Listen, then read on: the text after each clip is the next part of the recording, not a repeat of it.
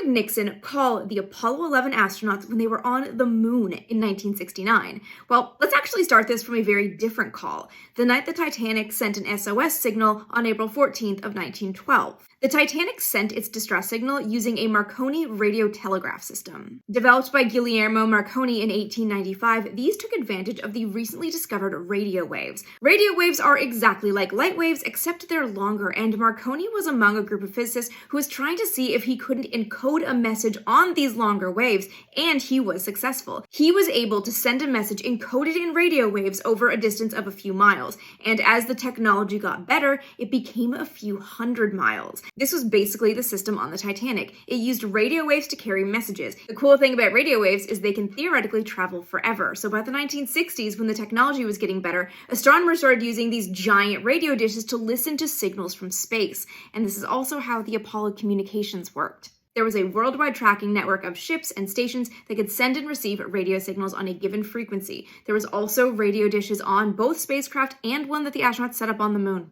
So how did Nixon make his call? Well, he didn't call the moon. He didn't have a radio dish, but he did have a telephone. The telephone call was routed through the DC exchange to Houston and into Mission Control. Once that call was in Mission Control, it was patched into the Capcom station, which had the direct link to the crew, and then it was sent up to the crew. If you listen to the call, you can actually hear the awkward pause. That is the light time delay of the radio wave physically traveling from the Earth to the moon.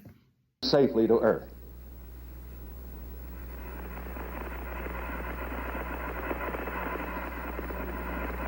Thank you, Mr. President. Anyway, hope that clears that one up.